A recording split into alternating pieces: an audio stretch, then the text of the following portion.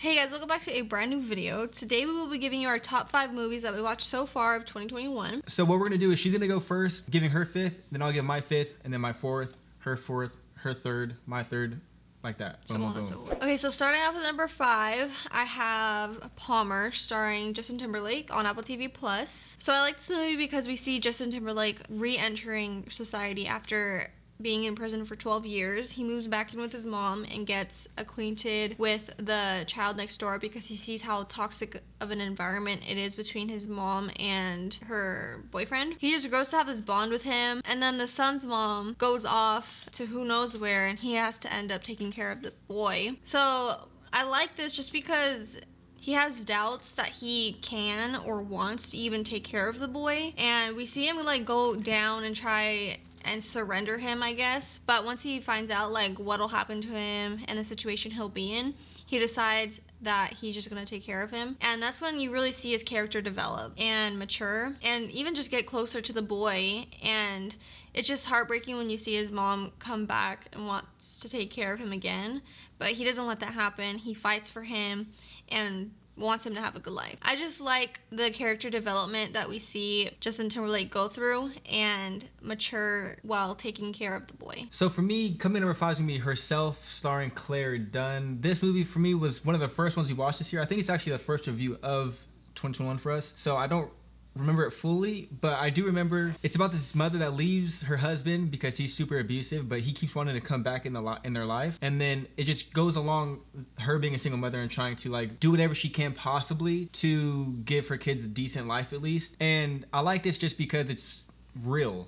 Like, it's stuff that can happen in real life. It's something that's more heartfelt. And also, it was crazy to me when you find out why the one little girl didn't want to be with her dad or didn't want to go to her dad, because she's seen him hit her mom. And you didn't know that she had seen that prior until they just show like a flashback. So for me, it's just a real movie. You can relate to it without having to go through it, because that's just how real it is. Like, you know that this happens. And I thought the acting was great, and there was ups and downs, and I think it was just a well-made movie. All right, coming in number 4 for me is going to be Mitchells vs. the Machines on Netflix. Animated film. This one was random to me. I didn't know it was coming out, and I had no expectations for it. But once we watched it, I was really into it, especially the beginning, how it started. I'm like, okay, this is definitely a 2021 film, just with how they did everything with like the social medias and the YouTube and all that different type of stuff, and also just technology taking over. But I just thought this was done really well and interesting, and it was also creative in the way they did it. For me, this is by far one of the best animated films we've seen. I think it's one of the best animated films Netflix has ever put out. It keeps you captivated for the most part. Towards the middle-ish, it was falling off a little bit, but it was not enough for it to ruin the movie, because I thought the beginning was great, the end was good, and the middle was fine. So that's coming number 4 for me. So my number 4 is the same as him, Mitchells vs. the Machines, for pretty much the same reason. I also think it's a really good family movie as well. It doesn't have to just be for kids. You can watch it as a whole family, like a movie night. And I think they did a really good job with including the dog, because the dog is really memorable. I don't know what it is about the dog, but I feel like I've seen the dog before. Yeah. In marketing or maybe something like that, but I think they did a good job with that. I also like the 2 robots in this because they were different than the rest, and it kind of just shows you like you don't have to act the same like other people. You can be different and still stand out. And I think they also kind of made this movie like the dog. Like, I feel like they were a good inclusion. So coming in at number 3, like his number 5, is Herself. Again, for the same reasons.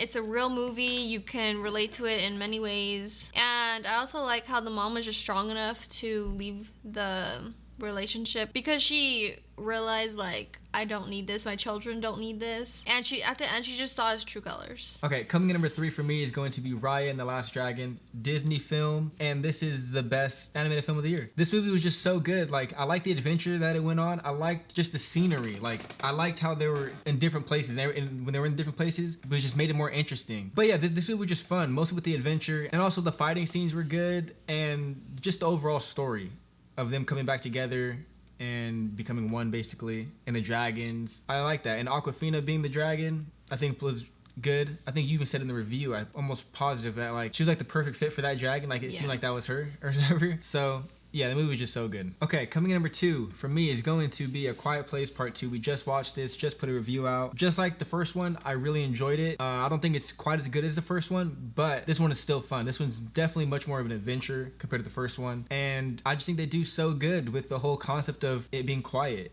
And this one, I think they perfected actually a little better. But yeah, overall the acting was super good again, and it was just a fun watch. I think it's one of the best horror thriller for the year so far. This movie was one of the most anticipated movies for me because I really enjoyed the first one. It wasn't a letdown at all. John Krasinski knows how to make movies, and I'm looking forward to whatever else he puts out. So coming in at number 2, I have Raya and the Last Dragon. Taking all of hers first. And he kind of just took the words out of my mouth. Like with Awkwafina, I think she fit the character perfectly of Sisu. The whole craziness, just the whole vibe of her style. I feel like that's just how I would imagine her to be animated. But other than that, I think it was a cute movie. Especially like he said, going to the different kingdoms. Every kingdom has a different dynamic, and you see the different cultures living how they do. And I just like the whole idea of Raya wanting all of the kingdoms to be Kumandra again. Like to reunite and stop fighting over the things they were fighting over. So coming in at number 1, I have I Care a Lot. This one I liked more than what I thought I would like, just because you have your typical person going around trying to scam old people.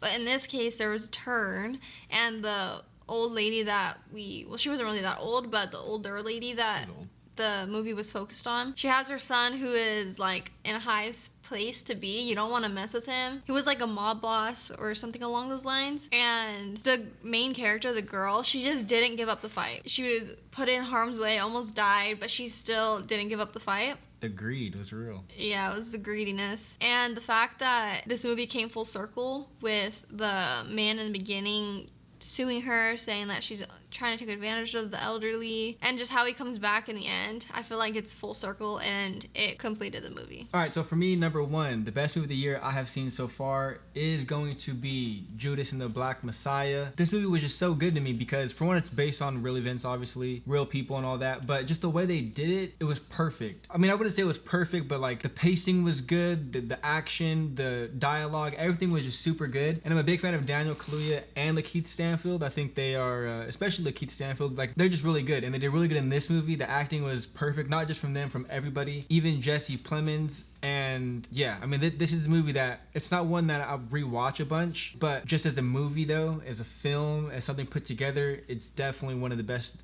of the year so far, and it probably will be one of the best at the end of the year as well. All right, so that's gonna be our top 5 movies of 2021 so far. If you enjoyed the video, definitely leave a like, we appreciate that. Subscribe if you haven't already, and comment down below your guys' top 5 movies, or just your favorite movie. Yeah, what do you guys have been watching this year? Maybe we haven't seen it, so we'll probably definitely like to check it out. So let us know down below in the comments, but either way though, my name is Matt. My name's Nicole. And we'll catch you next time.